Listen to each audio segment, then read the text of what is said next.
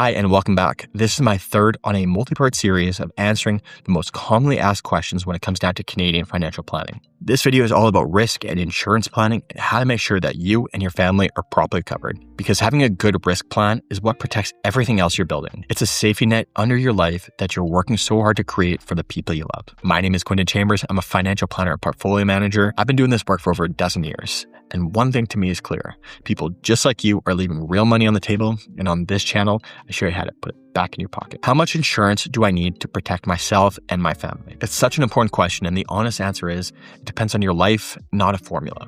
The right amount comes down to your financial obligations, your lifestyle, and where you want your family to be in the future. So start by adding up what your family would actually need to carry on without your income, your current debts, your remaining mortgage, future education costs to your kids, and the everyday living expenses that keep your household running. I like to talk about your money management system, and that's just understanding what your living expenses are on a monthly basis. You can also project out what your mortgage would be in 10 or 20 years, as well as how much it would cost to fund your kids' education. This is just simply sitting down and going through the numbers. Ideally, your life insurance covers all of that so the people you love can keep their quality of life even if you're no longer there to provide it. Now, you've probably heard the rule of thumb, aim for 7 to 10 times of your annual income for insurance. That's a fine starting point, but treat that as a starting point, not the final answer, because a real number should reflect your specific obligations and goals. And it's also important to not forget what you already have. Count your existing savings, your investments, and any coverage that you get through your employer. Once you subtract what you already have in place, you can see clearly how much additional coverage you actually need.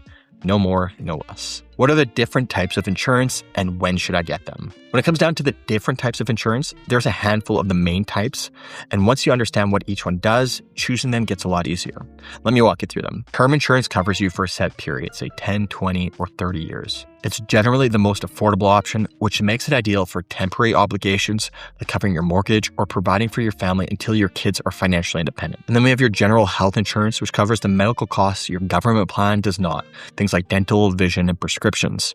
If you do not have solid coverage through work, this one definitely matters. And then a very misunderstood type of insurance, and that's disability insurance, which replaces a part of your income if illness or injury keeps you from working. If you're like most people and you depend on your paycheck to cover your life, and most of us do, this is absolutely essential. And then we have critical illness insurance. This insurance pays you a lump sum if you're ever diagnosed with something serious like cancer, you have a heart attack, or a stroke. The idea behind this is that money can cover the cost of treatment or simply just give you breathing room while you recover. And then there's home and auto insurance, which protect your property and your vehicles from damage, theft, or liability.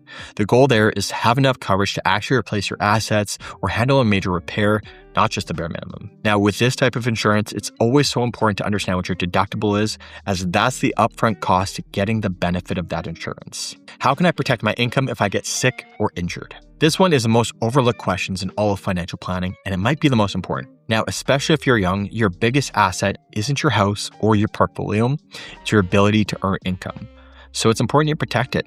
The main tool here is disability insurance. It replaces a portion of your income if an injury or illness stops you from working.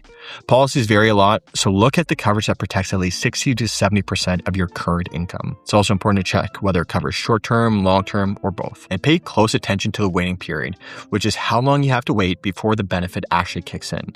The details matter more than people expect, and that's why making sure that you talk to the right person when setting this up is so important. Then it's also important to look through what you already have through work. Many employer plans include some basic disability coverage. That's often a good start, but for most people, that's not enough on its own. So having a supplemental policy can fill that gap. And here's a piece that people miss. Disability insurance replaces your lost income, but critical illness does something completely different. It pays you a lump sum you can use however you need for medical bills, home modifications, or any unexpected costs that pile up while you're recovering. If you are thinking about critical illness, it's often important to think about what your family history is, as that will be a good indication of how much insurance you need and what hereditary health risks that you may have. For many people, the two work together. One keeps your paycheck going, and the other one gives you a cash cushion when you need it most. What strategies can I use to safeguard my assets against the unexpected? Safeguarding your assets is about more than just buying insurance. It's about having a plan. Here are the strategies that I come back to the most. First is diversify your investments. Spreading your investments across different asset classes like stocks, bonds, real estate protects your portfolio so that one struggling sector cannot drag everything down with it. Second is building an emergency fund, aiming to have 3 to 6 months worth of living expenses completely set aside. That cushion is what allows you to handle a job loss or a major repair without raiding your investments or your retirement savings at the worst possible time. Third is to take your estate planning seriously.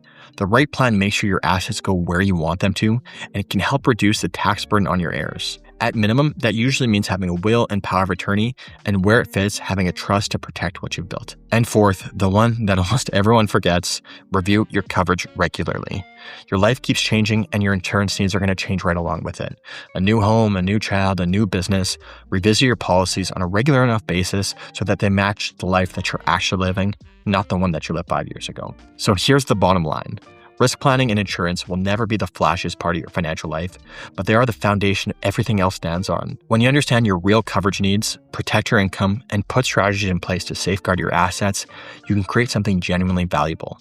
A safety net that keeps you and the people you love protected when life does the unexpected. Now, if you have any questions for risk or insurance planning, please feel free to leave them in the comments. I'll make sure to get back to you. And as always, make sure you hit that like button and subscribe so videos just like this end up in your newsfeed. Until the next one, take care.